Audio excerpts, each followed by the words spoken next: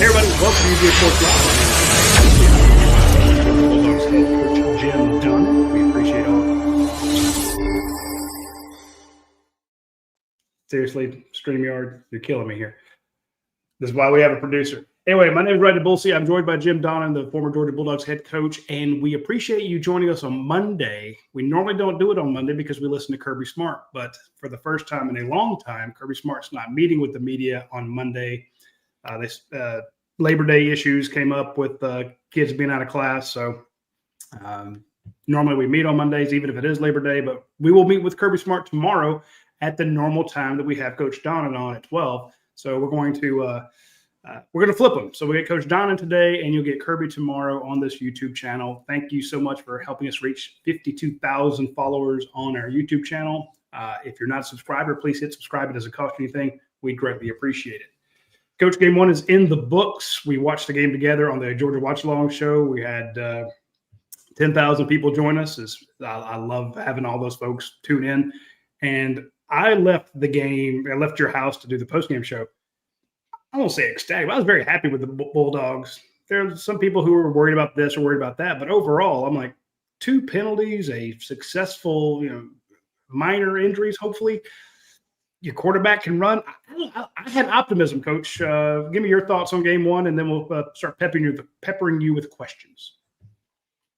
From the standpoint of just coaching analysis, which you as soon as you finish the game, you get ready, see some recruits, and start looking at the next opponent. But the general feeling is always to look about what you can improve on, and certainly there's plenty of those opportunities for this team. But just a general overall look at our squad, just tremendous athleticism, good organization, good discipline, a lot of energy, played so many good players that you were hoping you could get in that, worked hard to have an opportunity to play. So, but considering we lost our whole offensive line on the right side in the first quarter, there's not many teams that can overcome that against any kind of opponent. But Marshall certainly was outmanned, but we weren't quite as efficient after that. But it was very concerning for Gaston.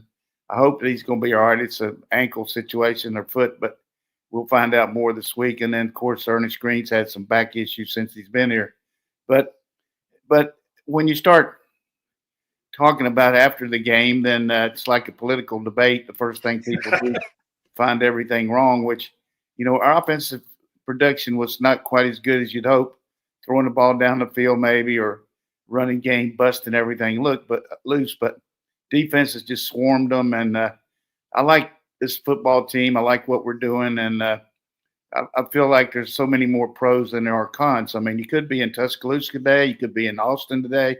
You could be in Clemson today. They played some teams that really, were more of a challenge. But the main idea here is that I see a lot of potential here. You're looking at our schedule at home.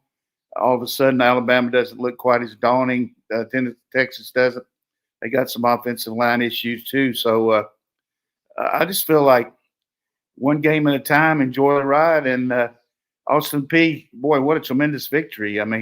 As usual, Derek Mason has coached the team down. He's taken Middle Tennessee and put them back in the dark ages. I don't know what it is about the guy. He's a good D coordinator and a good man, but he's not a head coach. And Jeff Ferris, who I know came in there from UCLA, he's got some ties to our staff with the previous working with Nealon Raper and some people.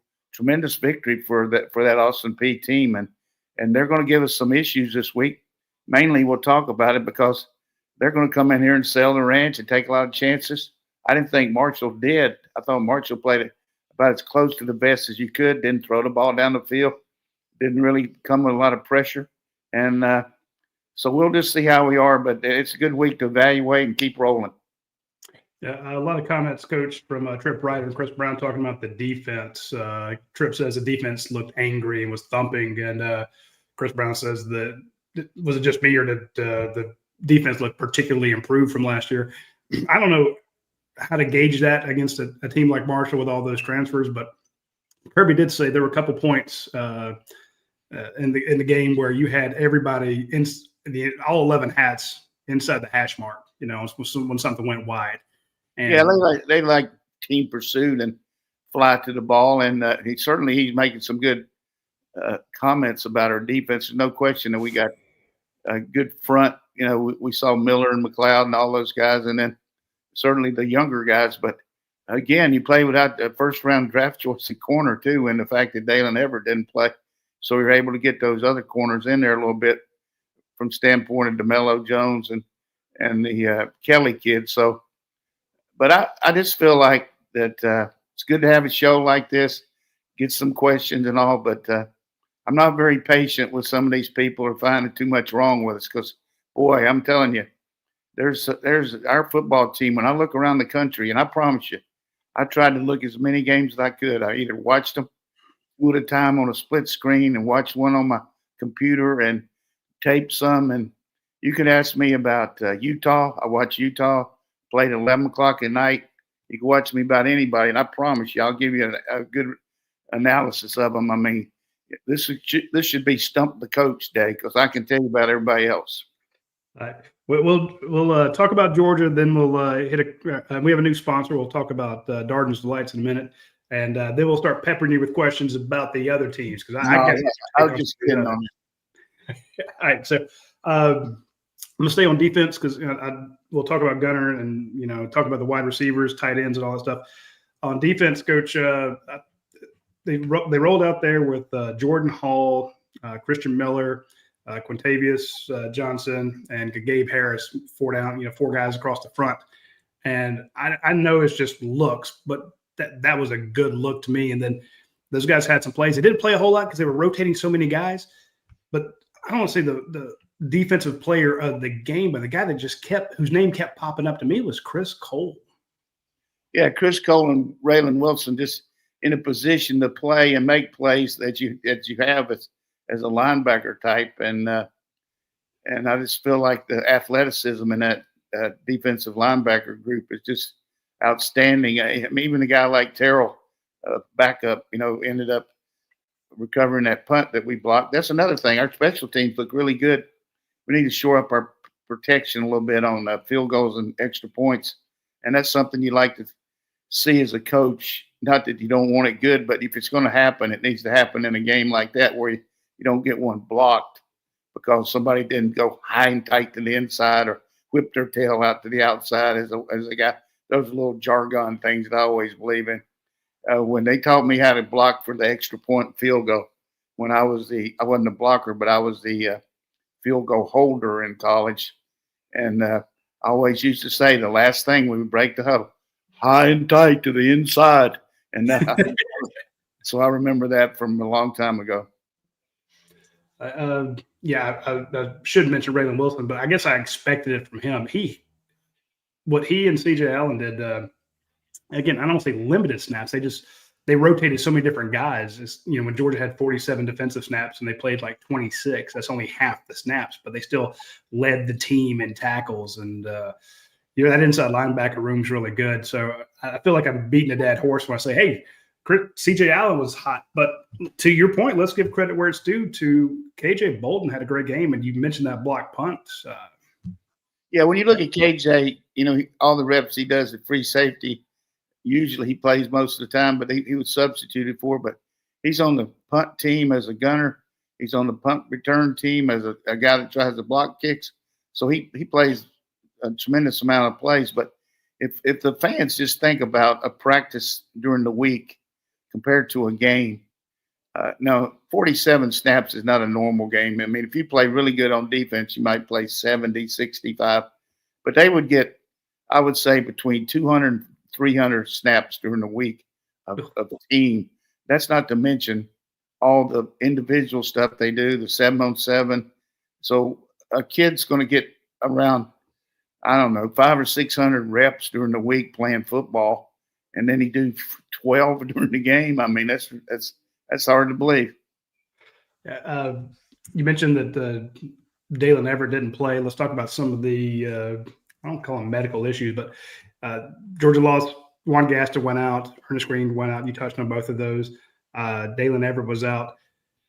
Georgia still put up 45 points, and could have had a shutout. They could have kept scoring. A lot of people were just talking about the run game, the pass game, throwing the ball all the way down the field. I'm like, why are you worried about throwing it all the way down the field? You're scoring. I don't want to say at will, but you put up 45 points before you called the Dogs off, and you could have easily had a shutout if you left your defense out there. To me, this was and I know Kirby doesn't want to screw over another coach, but it could have been worse. It could have been ugly, Coach. It really could. But the thing about it is, you want to look at these younger guys, and it takes away from the stats maybe on the shutout.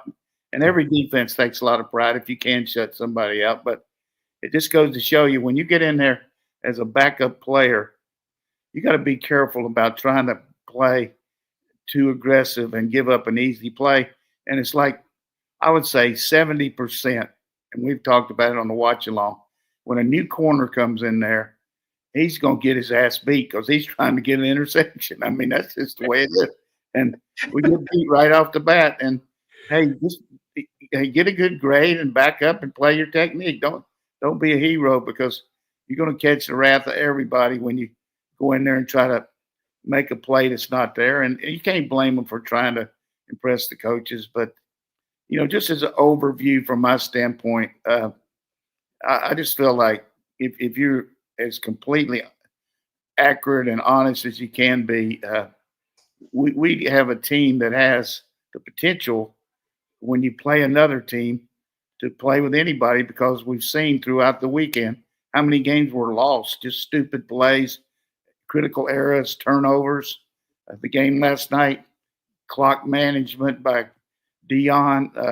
Last night, Mario Cristobal sitting on the ball there the whole fourth quarter, 4 straight 3-and-outs. He almost cost his team by sitting on it. But I just think you learn a lot about the ebb and flows of the game, and you talk to your players about that.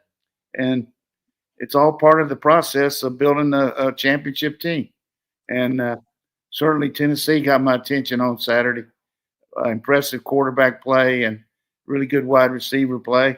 Defensively, maybe not quite as good, but I think we got the road ahead of us is certainly long and winding, but it's not like a mission impossible, that's for sure.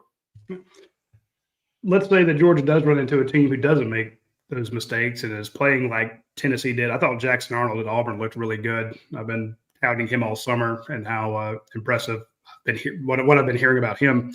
So there's some tough teams on the road ahead. Some other teams look much more beatable. Focusing on Georgia's offense, and that's where I don't say there's questions. Again, I'm pointing out they put up 45 and could have done a lot more. I was very impressed with Gunnar Stockton. I know a lot of people were worried about the downfield throwing, and then when Ryan Puglisi comes in, he's zipping the ball around. It made it more of it kind of emphasized the contrast. But to me, we got two passing touchdowns and 2 rushing touchdowns from your quarterback, and he ran like a madman. He's tough. He pulls it and he scoots. If I look at the Auburn game and look at the games all over the country, running quarterbacks are changing. It seems like you can win with I don't think you can. It seems like it's almost mandatory to have a running quarterback to win tough games. And I loved what I saw from Gunnar Stockton pulling the running. Yeah, he doesn't have a Matt Stafford arm, but damn, Coach, he scored twice for you and then converted some big plays with his feet. When you look at what you need out of your quarterback, you want to avoid lost yardage plays. I mean, you can really make a lot of first downs if you just go north and south and make 2 or 3 yards on every play. You average 3.5, you're going to get a first down. But we've got explosive playmakers. That was pretty obvious. So as good as he looked on the keeps, I just thought that his ability to avoid the rush and take what they give us, particularly on first down, when you call a first down pass. And we talked about this all last year, how many times on running downs that we call passes were either sacked or dropped or overthrown. They make it harder to make the second, third, and long or medium, whatever it might be. He kept ahead of the sticks, and I'm really not worried about his throwing the ball between the hashes. I mean, people that haven't seen Gunnar, I would see why they might say that, but trust the old coach here. He can throw the ball in the intermediate zones, like Jake Fromm, and he can throw the ball deep pretty accurately. You saw the pass he threw in the championship semifinal, quarterfinal game, whatever it was. The long one to Arian Smith and the long one to Cash Jones for a touchdown. He can throw it up there. Certainly, Ryan has got a more artistic looking throw with the way he gets the RPMs behind it. But getting back to the offense, though, it's going to help your backs when they got the threat of the quarterback keep. I mean, you don't get the backside rush so much. You don't get the flow by the defense, and it just sets up so many play action passes because they got to be worried about the quarterback running besides just handing the ball off. I thought keeping them honest, especially in game one, makes other teams have to worry about it. You have to be preparing for it if you're in Knoxville right now, looking at what's coming. I also think you have to prepare for quite the running attack. Nate Frazier was breaking tackles, coach, one of his issues he had last year. Peanut, Dwight Phillips Jr. gets the first touchdown of the year. He takes off and looks great. Chauncey Bowen's knocking guys down. Someone was asking about Rod Robinson, and we can tell you he's got a small hamstring issue. But we even saw Josh McCray get in at the very end. We know that he's been behind the 8 ball when it comes to rehabbing injuries from earlier on, or illness. Excuse me. Talk to us about the running game, coach, because to me, when we spoke to the offensive and defensive coordinators and we spoke to Kirby in that first week of practice, like, what are your goals for the year? He's like, we have to run the ball and we have to stop the run. And then Mike Bobo said the same thing. Then Glenn Schumann said the same thing. You can tell that it has been a priority. And again, you mentioned that they lost their starting right side of the line, had to replace those guys with the guys who hadn't been any reps with the first team all year or all week. And Georgia still pounded the rock, and I was happy with the run game. Blocking tight ends too. Let me throw that in there. Yeah, when you put Calhoun and Hughley in there, I mean, they've never played, and the guys on Marshall team probably played more than they have. So they're going to have some issues. But one of the things you want as a coach is a cohesive unit where everybody's kind of doing what their assignment, doing their job.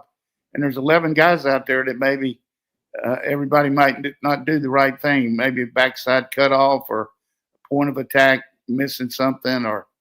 But when you look at the organization, we didn't look like sloppy getting in and out of the huddle. We didn't have any delay game penalties. We didn't have any motion penalties. We looked organized, and we played with so many different people that it's hard to be as efficient as everybody would like. But we really have created a monster around here expectation-wise. It's incredible to listen. Unfortunately, you were at my house, and we finished the game, and you had to go somewhere else to get situated. So Dane stayed at my house to do the overreaction show. And I just can't believe some of these people, the way they talk. But, hey, that's your role. If you got an opinion, give it. But I don't know a lot about some of the jobs that these people do, so I can't really comment on it. But I wouldn't trade our football team right now for – there might be a couple that are close to us, but when you look 1 through 50 and the kicking game we got, and our first team punter didn't even punt. So when you look at our team, our first team punter didn't play. Our first team right guard and right tackle played a little bit. Our first team corner didn't play. So all 3 of those 4 are probably going to be all SEC. I'm not saying one will be for sure, but he's going to be on an all freshman team. Yeah. So you add those guys in there, plus Rod Robinson, who's a big back, he didn't play. I mean, I'm excited about. I wish we could play some doubleheaders. Really, I mean, I'd like to play more than one game. We got good players. Yeah, they played 22 freshmen. That's pretty good. Ethan Barber mentioned the tight ends. He actually got a start. He's a true freshman. So between that tight end group, and they were laying the lumber. That was one of the issues they had last year. Some of the blocks were not great, but on that first drive, true freshman tight end lays somebody out. So yeah, I was like, you're doing a good job of teeing all this up, Roddy. I'd like to see a game after the Kansas City Chiefs play or the Cincinnati or the Eagles or something, the Super Bowl champs, and listen to their people. I mean, it's just incredible, the opinions, but that's why we have these shows, and hopefully we can help you on it. But I really feel confident that our coaches more than likely have more of a clue about what's going on than maybe I do. That's true. We got a tough question from Chris Taylor. I don't know if we can answer this. The question is, coaches, did anyone differentiate themselves in the game situation from what we've seen so far in camp? You mean as far as playing better and maybe moving up? Yeah, I guess I think that's what Chris means. Chris, if that's not exactly the tone or tenor of your question, please let us know. Yeah, I think it's all these safeties are trying to play their way in. Kyron Jones and Maddox and also Branch. So one of those guys got to take over, and we probably won't be alternating as much at the other safety spot. And then outside the defensive end type situation with those guys, I think we're going to continue to look at a lot of those players. But I don't know that anybody showed me anything I hadn't seen before. But I mean, when you got a 6'7", 250-pound, or however how much Williams weighs, and he's a 6 tight end that comes in, he catches a touchdown pass, that's pretty impressive. Yeah. And Chris, not trying to dodge your questions, just we don't get to see so much of camp. We get to see very little. We hear about things, but we don't see a lot. So it's tough to really say who kind of was different than that. Coach, I've kind of been going around the positions, just touching on them, kind of guys that stood out. You already mentioned the cornerbacks, and I'm mentioning tight ends, and we've talked QB and, running backs. I want to get your thoughts kind of on the wide receiver core. Top graded wideout today, if I'm looking at Twitter correctly. Highest graded SEC receiver from week 1, Zachariah Branch. Yeah, and he didn't really play that much. He made that really good catch and run for first down early, and then he made the long run for a touchdown. He showed you what he can do, and very good kick returner. But the one thing that I think probably the top 2 receivers on our team, I wouldn't say that for sure, but based on what I know, Kobe Young and Thomas didn't catch but one pass between them. So I think there's a lot of room there for those guys to maybe in a game it's not much of a runaway. And you give Coach Coley and Bobo and overall Coach Smart, they weren't worried about stats and all. They're trying to get some of these younger guys playing time. But we'll see more of Thomas. And, he was a big-time player for Texas A&M last year. Of course, Colby, we know what he can do. So I would say that from an overview standpoint, people have no idea how good our passing game is going to be from what I've seen compared to Saturday. So the people are worried about whether we're going to be able to throw the ball down the field, going over to Chick-fil-A if it's open today and get you a milkshake. Goat Dog pointed out that Ethan Barber lined up at fullback, and that warmed his heart. we put it on the watch along. That was great. We're going to teach Roddy how to say Barber here. It's Barbour, but he's definitely a very talented guy. And the way Coach Hartley uses those players with different groupings like, 12 and 13, 2 and 3 tight ends, he ended up being in the game very early because maybe in that one grouping, he's a tight end that goes in to tag a play. I'll just explain that about Coach Bobo, and it kind of morphed out of what Coach Munkin used to do. Is certain formations, you'll have a play where you'll have maybe 3 wide receivers, 1 back and 1 tight end, or any kind of deal. But you'll also add a tag to it, and let's just say you'll call the play trio right, and then you'll say Barbour. So it'll let everybody know in that setting that that's who you want as a tight end. Or you'll say tank right, and you'll add the word Taylor, and in that one you want him to be the Z.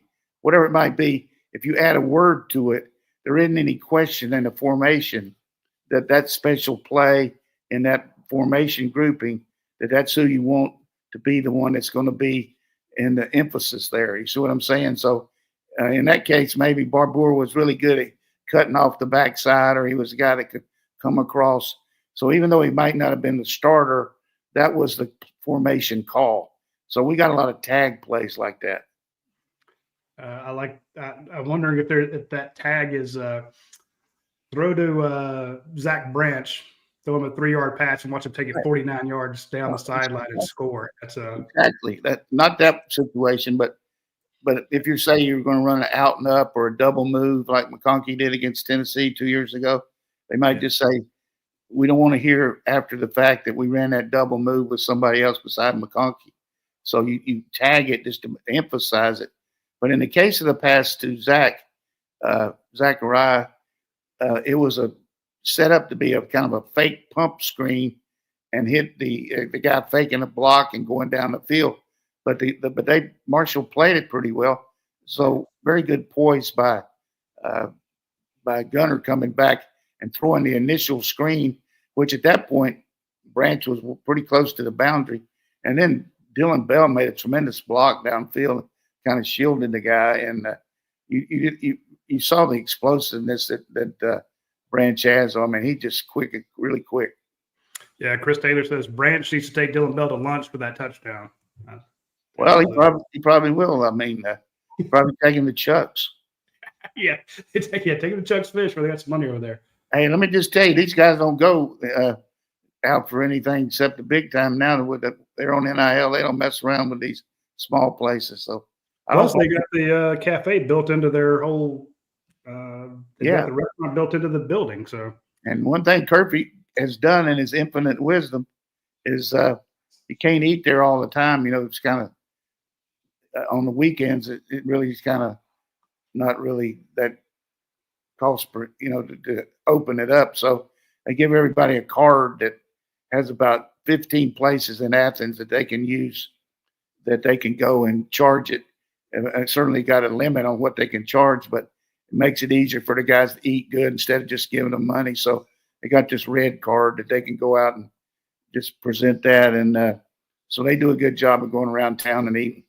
Do you see our friends at Chipotle, Coach? We need to get them as a sponsor on the show. Chipotle is going to give free food to all walk-ons and basically all student athletes at, I think it was University of Florida, University of Georgia, and one other school. So they can have all the Chipotle they want. So is that right? Yeah. Well, did you tell them I was walking on as a coach?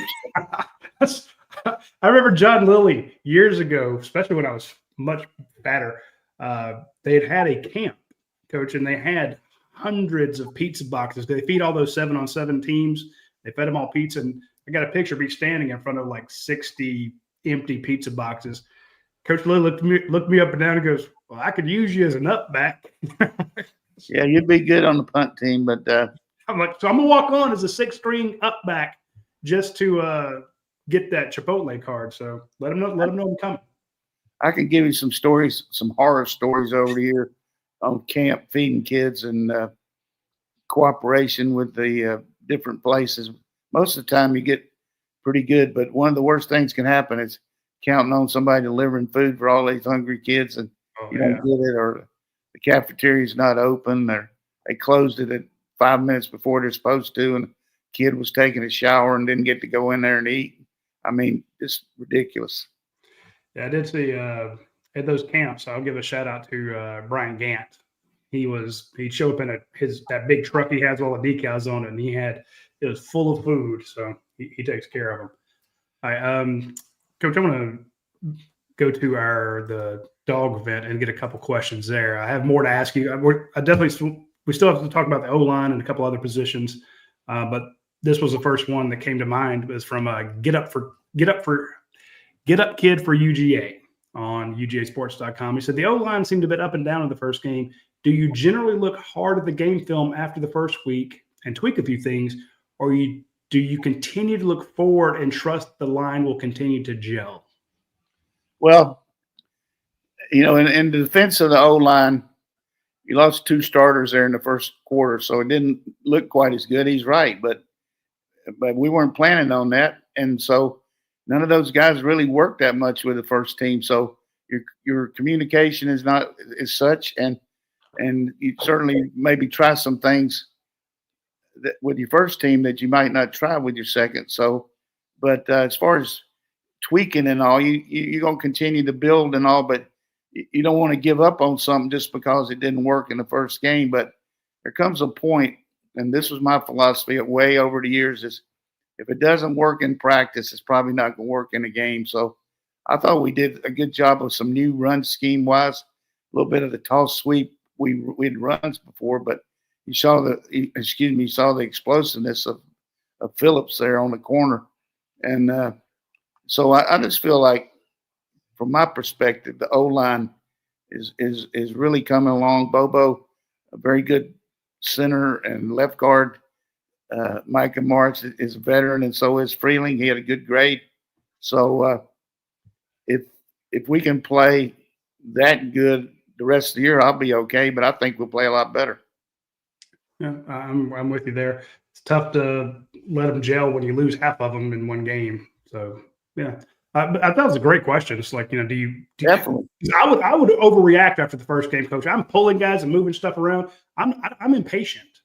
So, well, it's just as the tendency again is you throw a short pass and complete it and say, well, why didn't you hit it over the top, or you did this? But I'm gonna get off all that. I want to just try to answer the questions. But yeah, we got a lot of them, so we need to go pretty fast if we're gonna get them all done. Hit me hard. I got about 25 minutes left, and I'm on DQ. All right, this is from Hunting Dog. It says, Coach Donnan, did it look like Gunner was staring down his receivers? Sure, that's what you do as a quarterback. Beck was doing it last night. I mean, we're not in the NFL where guys look off people as much as the pros do. Okay. So if you've got a play action pass, there's not a lot of reads. You wait for a guy to get open sometime. You can't say, well, I'm not going to look at you because you're not open. So he did stare him down, but he also came to the second. If you look at the pass to Zachariah, he looked downfield and then he came back to him. So he had some issues where he was looking at the guy, but I don't worry about that so much as the fact that it was because somebody knocked the receiver off or something like that. But if you have a 2 receiver route instead of a 5 receiver route, then sometimes you have to stare them down, but that's okay. I mean, like, I don't want to try to, let's just say this, and it's definitely a good question. But my deal is, if you got enough protection and that's the guy you're throwing to, the defensive back, he doesn't give a shit whether you're staring him down or not. You're trying to beat that guy. Look at him. I mean, you don't want to look at somebody else and then try to look at him late to try to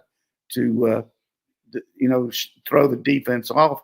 More times than not, when you're staring down a receiver, is you've read the coverage and you know there's nobody else to worry about but the DB covering them. Now, if it's cover 2 and you're worried about the safety coming off the hash, or if it's man free and you're worried about the safety in the middle, sure, you got to look them off and you don't stare them down. But some of the passes that he was staring them down was because he's supposed to. Right. Okay. Now, see, I did not know that. I'm putting that on. There might have been a couple where he shouldn't have, but he wasn't Ivory 94% pure the other day. But I would say, if you got up Saturday morning and were worried about what was going to happen at quarterback, you had to leave that stadium feeling pretty good after the way he played and got a chance to see Ryan play. Hunt Dog had another question. Big Dog 2 kind of had the same question. What can we do to reduce the number of balls batted down to the line of scrimmage, and do the batted balls concern you? It's a good question. I mean, it always concerns you, but I know the D coordinator for Marshall. I recruited him. I know his mom and dad. I started coaching him when he's a freshman, and he knows my philosophy, and that's one I've always had. If you're a D lineman and you get engaged and you can't rush the passer, then what you need to do is just stay there and try to get your hands up. And more times than not, Saturday, that's what happened. We were getting some balls knocked down in the throwing lane where they couldn't get to the quarterback, so they just stopped. So scouting the other team, you got to talk to Gunner about, look, these guys are not going to rush the passer if they get engaged. So you got to be careful about trying to throw over people like that and maybe take other throws. So that's one thing you can do. The other thing is your throwing angles. You know, if a guy's got his hands up, you got to try to throw around him. So those are some things that you do. But it's good for the coaches and for Gunner to see that some of these teams, that might be what they try to do. But it's an age-old problem. Yeah, it's I mean, I saw it all over college football. So I mean, well, but again, you see multiple ones of it because you're like, yeah, I don't like this. Everybody was ready to fire Stetson Bennett after that Kentucky game when he first started out, but he turned out okay. Yeah. Hundo got another question. It says, do we have a legit all-purpose back besides Frazier? Peanut is more of a gadget guy, in my opinion. I don't see anyone else having the success between the tackles besides Frazier. What do you mean all-purpose? You mean be able to run inside and out or catch the ball? I guess so. And then maybe things like Rod Robinson and Josh McCray are kind of the big backs for short yardage. I don't know that those two guys are going to be that great running outside, but Frazier is the guy we got number one. And Cash Jones can do it too. We didn't use him much, but he's a lot better runner than people know about. And then I do think Phillips can kind of be a guy. If you go back to when you look at some people over the years that are good zone blocking teams, and they'll have a kind of mid-sized back. You got those 6'4", 6'5", 6'6" back, following those guys, and the backs kind of get lost behind them. And then you can make those cuts. I think we're going to see some of that with Phillips, what he calls some inside zones. He bounces up in there and breaks out. So I think he can be a little bit more all-purpose. Right now we're trying to fill the role with a speed guy. But one of my issues, and I've talked to you about it, is we do sub a lot with the backs, and it's hard to really figure out exactly what all of them can do. But hopefully we can keep Frazier in there a little more than what he played the other day.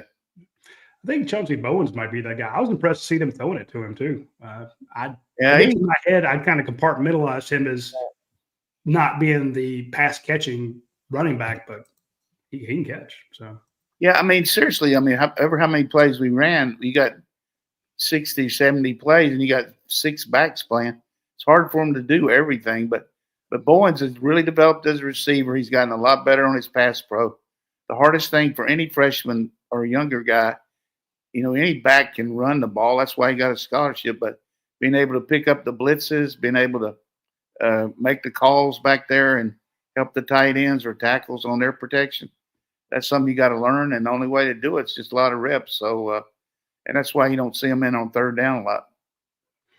Another question from Big Dog 2. He says, can you grade Gunner in seeing the field and making the right decisions? I'd give him 150% the other day because I know what he was told to do. The fans don't. He took care of the ball. He didn't throw many up for grabs. He ran when he needed to, maybe ran a little bit too quick sometime because he's so good at it. You got to let the protection. But I just feel like that's an issue that if I'm a fan watching it, I could see why he's asking that question. Yeah. But as a coach that's watched this guy for 4 years, he's in the top 2 or 3 mentally of any guy that's played at Georgia. So he's going to know where to go. I promise you that. So again, you can go up to another place and get a hamburger to go on me.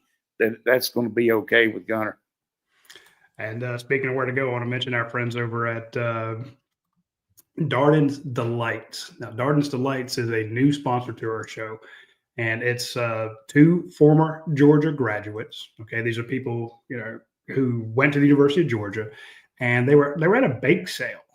Okay, they made a fudge pie, wrapped it up, put a picture of their daughter, Darden, on the cover of it, and it sold. And people loved it so much they started calling up mom and saying, "Hey, can you make me another one of those pies? Can I buy that pie from you?"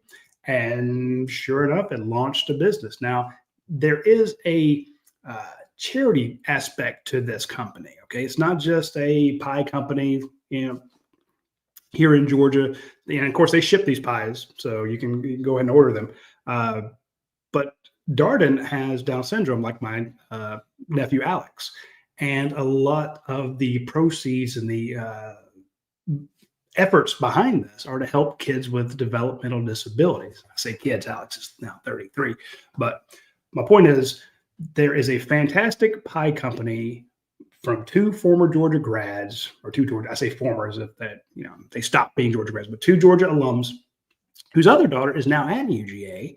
And you can get the Darden's Dangerously Delicious Fudge Pie. You can get the Kickin' Key Lime Pie, my favorite. Chocolate chip cookie pie, chess pie. If you haven't had chess pie, lemon chess pie, then I feel bad for you. But I'm going to ask her to send me one of these peanut butter cup pies. But point being, it's a new sponsor for the show. They're Georgia fans, and it would mean a lot to me if you guys went out to Darden's Delights and ordered a few pies from them. You've got tailgates. You've got Thanksgiving coming up. They were slammed for Labor Day. So just put your orders well in advance. They also do corporate stuff. So check out Darden's Delights. You will be very glad you did so. Also want to mention our friends at Athens Ford. Athens Ford is a huge sponsor of our show. They were doing they sponsored the watch along show. They sponsored the website itself. Of course, UGA Sports Live. They are open on Labor Day. They're from 9 to 5. So just let you know that if you're listening to our show now, you can go out there this afternoon and check them out. They have a lifetime powertrain warranty on all their vehicles. They get 5-star rankings on ratemybuyer.com or Rate My Sales. When you're looking on Google reviews, you will see tons of 5-star ratings for our friends out at Athens Ford. They just do such a good job taking care of their customers. The customer service experience is through the roof. So also, I love their mobile service van. I spent the morning working on my old GMC truck, had a battery issue and a alternator issue. And I'm like, why didn't I just call these guys to come out and fix it for me? I was just dumb on my part. So I spent the morning trying to get all this grease off my hands when I could have just called Athens Ford and had them come out and replace the whole thing for me. So yeah, I'm pretty much a moron, but the folks at Athens Ford are not. And last but not least, I do want to share the website from our friends over at myperfectfranchise.net. I know you can't read it on the screen there. You don't really need to, but it's basically this is Andy Ludecki's company where he helps you get into a franchise. If you don't have a business of your own, but you think you would like to be a business owner, you want to run your own shop, you can do a home-based business. You can do a non-home-based business. You can do a service with outbound sales requirements. You can do light retail, like under $250,000. You can do huge retail, over $250,000 initial investment. So the guy's just got tons and tons of options for you. If you want to do something and keep your regular job, he's got that. If you want to change jobs, it's all there with Andy Ludecki. You reach out to him at myperfectfranchise.net, and he will get you squared away, and you'll be very glad that you had him. Did you reach out to him? All right, Coach, we got more questions. Again, I thought about I still want to ask you about some of the other teams, but we got a lot of good ones. From Bush Dog, does Coach have any ideas on how we can create more turnovers on defense? Well, you got to send the telegram to the other team, throw the ball down the field a little bit. So, they didn't throw the ball. I don't know if they even threw it in warm-ups very far, but they came in there and played a very conservative game plan with the young quarterback. But definitely we work hard on it. We have a circuit every day where every player on defense is in like 6 or 7 groups, and you go from one circuit to the other. One of them you try to strip the ball, another one you work on getting your hands up, rushing the passer. Another one, they show you exactly how to recover a fumble. You don't want to just pounce on it on your stomach. You want to cradle it up. And then they work on tip drill where the ball's tipped, and like Miami guy last night made the catch. So it's a real point of emphasis here. We work hard on it. That was one more thing. Complain about sacks. One more thing we do is they go against the backs, and the backs have the ball, and they have to run down the line, and they got the defensive players trying to rip it out of them, and so the back's having to run, scraping his rib cage with it, and a defensive player slapping it out, and then he got another one behind him trying to knock it out. So they work hard on it. The question pop up after the game, we talk about people who I don't know if they watched the same game I did. They said, hey, well, Georgia didn't get any sacks in this game. And you pointed out, how many opportunities did they legitimately have to get a sack? You're not going to get a sack against this team. You probably won't get many against Austin Peay because they're going to catch it and throw it. If you're watching the film and you're getting ready to prepare for Georgia, I mean, you can't even breathe thinking about what are we going to do? How are we going to block these guys? We got all these players that are transfers or, 3-star, 2-star players trying to block the guys we got that are draft choices. So if you're a coach, you're just thinking, how are we going to launch the ball? And the only way to do it is catch it and throw it. You can't get back there and go through a long progression. So you're never going to see a lot of sacks against a lesser team because they're smart enough to know we got a hard enough time making 10 yards, but we got to make 15, 18 to make a first down. They're not going to go back there. Now, they might throw some play action passes in really short yardage situations or in, 1st and 10, and you might get some sacks there, but that's another thing that doesn't worry the coaches like it does the fans, because I remember we had a defensive back coach one time that used to gripe up, and he was on the other side of me in the press box, and it would be 3rd and 2, okay? Yeah. So everybody on defense, what you geared up to do what? Stop the run, stop the run, stop the run. Well, then they throw a play action pass, and the guy hits it. Where's the pass rush? Where's the pass rush? Hey, you're not going to get that. I said, Zaven, they're not going to rush the passer on 3rd and 2, man. You got to play for that betting the secondary. So I've heard that a long time. Yeah, it's if you focus here, you take away from here. That's what makes football so great. It's like chess. But we do need these questions are really relevant. We do need more turnovers. That was a factor last year. It kept us from getting field position, and we didn't get as many lost yardage plays. In the big games we did. When against Texas, a lot of lost yardage plays, a lot of sacks, and some turnovers. So hopefully we'll continue that. Yeah, I did. That's a great question from Bush Dog, longtime member of our site. Another longtime member of the site is Moss Dog 96. He says, Coach, do you see a factor of Georgia being able to run the option on 3rd and short, possibly fixing Georgia's short yardage issues? Teams seem to commit 4 bodies to pushing the interior of the line back, but I would imagine they can't with Gunner being able to attack the edge.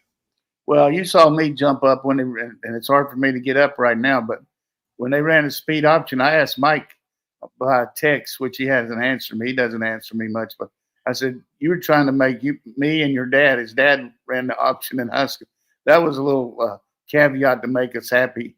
I love the option. I just think it's a great equalizer. And you don't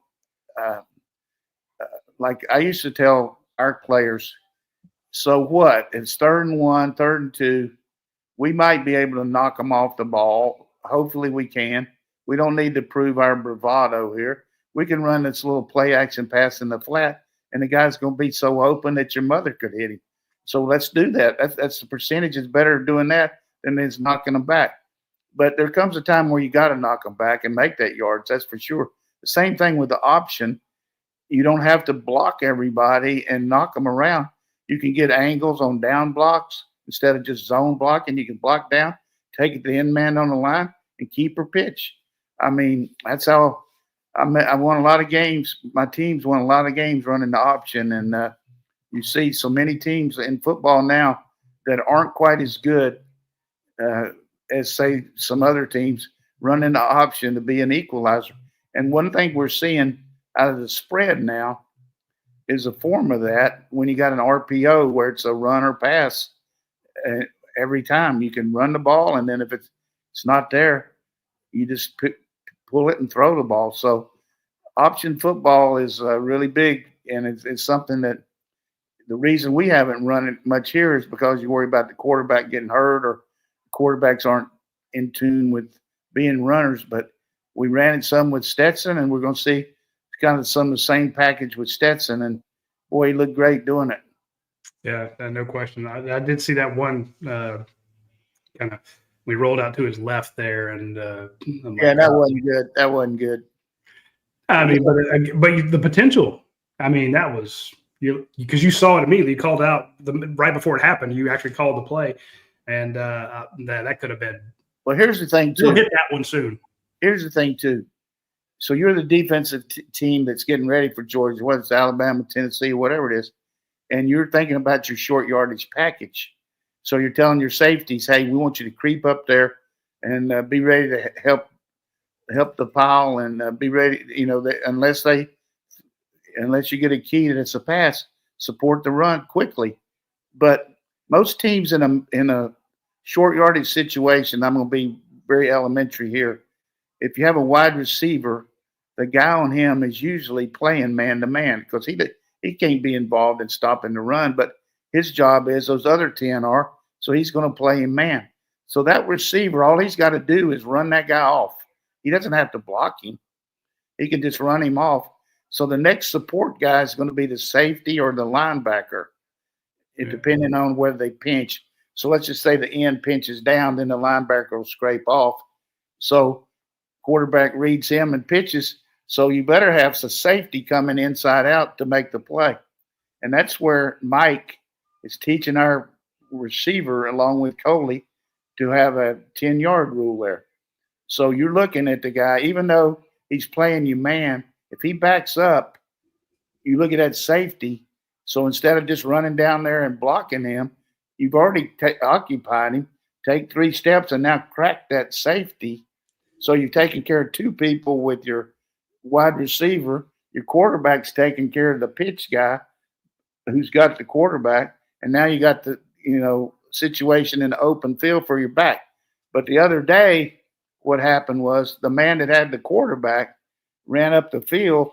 And so Gunner just kept it inside and, had a walk-in touchdown. So he did it on the zone read. But, on the short yardage play, he picked up 8 or 9 yards. So I could spend, if we had 2 or 3 hours, I'd just love to talk option football with anybody wanted to, but it makes my mouth water to a fevering Niagara Falls to know that we can run option. Yeah, so good question. Great answer. Coach, this is from Hydrant Chaser. He's been on our board forever. Great poster at UGAsports.com. He says, was Coach wistful having coached both schools? So how were your thoughts about seeing your 2 alma maters, your 2 coaching alma maters going head-to-head? And how vanilla were they calling it on Saturday? Well, it was very, very good to see. First of all, you know how I feel about my ex-players. I'm not going to get too hokey on that, but some of them came by to see me, and we shared a lot of laughs and had a lot of fun. And then during the pregame, because I'm, still a little bit can't get out too good, they set up a FaceTime. They had over there, Marshall had a tailgate for all the Marshall players. So I was able to FaceTime some guys that I haven't talked to since the last reunion. So just really, really made me feel good to ask them what was going on. And, once you're the coach, you're always their coach. And we had a lot of good memories and won a lot of games up there. And then, but, around here, I'm just so tight with Kirby and the players here that, I'm pulling for Georgia now. I don't know any of those coaches at Marshall, maybe the one guy, Shannon Morrison, and one other guy, but it was kind of a tough deal that seeing Marshall not play as good as I hoped they would. But as far as playing it close to the vest, they did.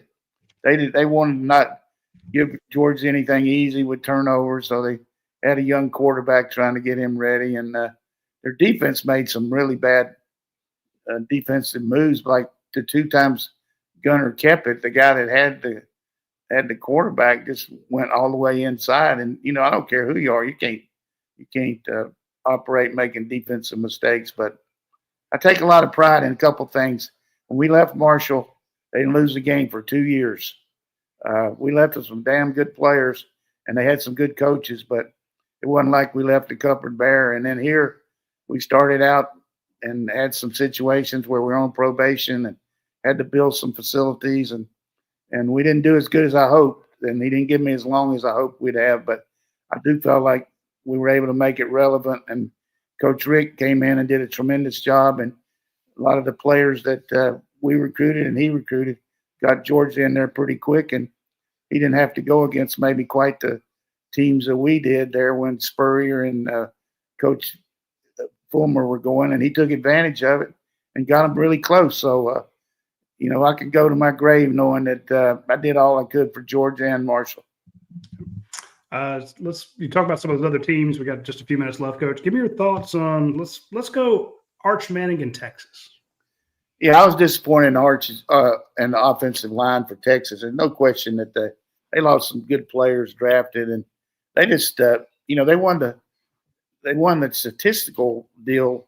If you'd have said to Texas that you would hold Ohio State to almost 220 yards, and you probably think you're going to win. But inability in the red zone, it's really been a real problem for Sark. I mean, you look back the games they lost in the playoffs last year, and the fact they had that big turnover against Ohio State to lose the game, and they had a 1st and goal on the 4 last year, and then but note to Sark, 4th and 1, don't run the quarterback sneak. I mean, come on, you're just not going to make it if you hadn't made it by then.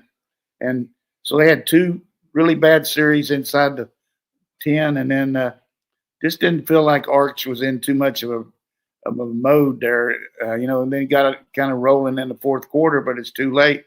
But Ohio State did a good job defensively, and their offense was just good enough. And, they got the schedule ahead of them, really Penn State, big game for them. But I didn't think that was that great a game for Texas. Clemson, LSU, tremendous job of adjusting by LSU. It really had the first half under control, but had some ridiculous turnovers. And I don't know what Brian Kelly was thinking at the end of the first half when he didn't kick a field goal there. But, that play they ran where they fumbled it, I mean, even if he caught it, they had to score a touchdown because he didn't have any time left. So that wasn't very good. But they showed some pretty good adjustments there and came back and they did a great job. I mean, big win on the road first time. Clemson continues to baffle me with their offensive attack. I mean, this first game of the year, I think it's like 4 times in a row they've looked bad. They lost to us last year. I mean, they've lost 4 straight to SEC teams, and they want to be back where Clemson was. They got really good players. Quarterback had a poor game. They didn't get much running game going, and but again, their schedule's set up for little sisters of the poor. I mean, they got to play FSU, but now let's get to Alabama. I mean, good gracious alive. I told you they got that allied band line over there for the coach. It looked like they hadn't even practiced, but I can tell you this. I mean, you can say what you want to about Gus Malzahn, but you get him a running quarterback that knows what to do and that can read the defense, he's going to make you work. And that's what he has. This Castellano kid from down in Valdosta, I mean, he's the real deal. Their defense played Florida State's defense lights out. It's obvious after the first series, you didn't see any kind of rushing attack by Alabama, less than 70 yards on the day. Simpson's a good quarterback, but he's no Milroe that's going to beat you with his legs. And they missed their good back, that's for sure. But Alabama, boy, they got to have a come to Jesus here. Find out. I mean, I don't know if they're going to be able to change it, but they've lost the last 4 games against the unranked teams. They've lost 5 games in the last 6 or 7, and not much there from Bama to make you worry. The one team that gave me some consternation, the Tennessee Vols. I mean, there's another coach that really knows his offense, and you got a quarterback that can run like Aguilar and also distribute it down the field. It really helps their protection because he can run the RPOs, but he can keep the ball. Defensively, they didn't look anywhere near like they did last year, and certainly Syracuse helped them with the turnovers. But if Aguilar plays like he did against against Syracuse, we're going to have to play solid on defense. But I think our offense can get after them. So, and then Ole Miss, I watched them. They really outmatched Dale McGee's team, but quarterback looked solid, turned the ball over some. But of all the teams we play, they're the ones that playing at home. they're the ones that maybe scare me the most for their explosiveness. And the Auburn Tigers, I'm just going to say this. I don't know what the Baylor coach was thinking, but you don't play man coverage against a guy that can run like Jackson Arnold. I really think they misunderstood what Arnold could do. They were geared to stop the pass, and he killed them. And I know this, watching Arnold like I did at Oklahoma, he's not going to beat you running if you play the run. And you got to make him beat you passing, and I don't know if they can. Defensively, Auburn, I'm just not sure about it, but Auburn's probably a little better than I thought they're going to be.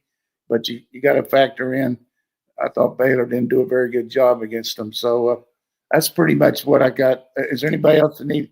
Oh, Tech, tremendous win on the road.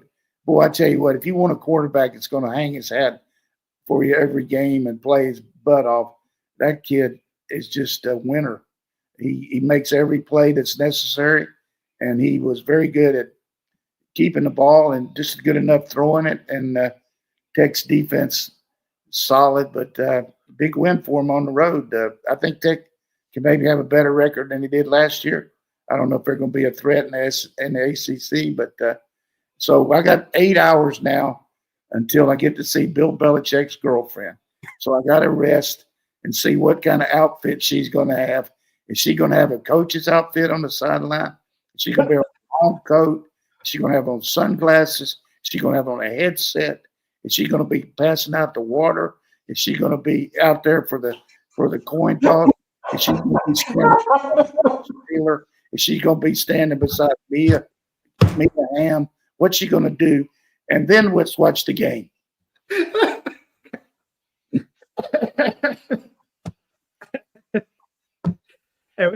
I'm sorry. That, folks, that's all the time we have for this week's show. We got to let Coach rest up for his viewing tonight, his viewing party. He's got a watch party over at his house. So, I tell you, anybody wants to come, but you got to bring some groceries. And that girl that's sponsoring us, I'm ready for all of those pies. Whatever she's got, 246 Hamilton, send it to COD. I'll pay for all of them. Yeah. Well, she says she's going to send us some stuff, but it was she was backed up for Labor Day because so many people were having a big Labor Day party that they needed some Darden's Delights. Yeah, that's one of the best sponsors I've heard of. I mean, I got to be careful about eating too much pie, but I got a real sweet tooth. Yeah, I'm gonna go for a walk here to get my calories down so that I can get one of those pies and then head up and get my boy moved in. So we appreciate everybody joining us on Monday. It means a lot to us that you were very flexible with our schedule. We try to work around when Kirby Smart's speaking. We'll have him tomorrow at noon. Be sure to check out this YouTube channel and our Facebook page, and you can watch Kirby Smart's interview. Yeah. Here's the other thing. I think this game Saturday's on like an auxiliary channel, isn't it? Like SEC Plus or something like that. ESPN Plus. So this is a good chance for you to maybe, if you want to, if you're watching it on computer or watching it, check the watch along show, and we'll have a good time and get a chance for you. And if you didn't watch the one last week, it's online there on YouTube, and you get a chance to hear about some of the philosophy about why we do things and what things, and might make you understand maybe some of your questions, because we try to explain why Georgia did things and go over game situations, and hopefully makes it easier for the fans to understand. It's fun to watch. It's fun to watch you call the plays before they happen too. Yeah, I'm excited about our team and for Coach Smart and the staff, and the fact that they put it all together. And you never know that first game, particularly when you're a prohibitive favorite. But I would say they're really happy about getting so many players in. A little concerned about a couple injuries, but at this point, long way to go to get where you need to. But certainly, we got plenty of firepower. Yes, sir. Well, that was it. We told you it was going to be an honest assessment, and Coach was damned honest with us, and we appreciate him making the time. All right, we will see you folks next week. Y'all take care.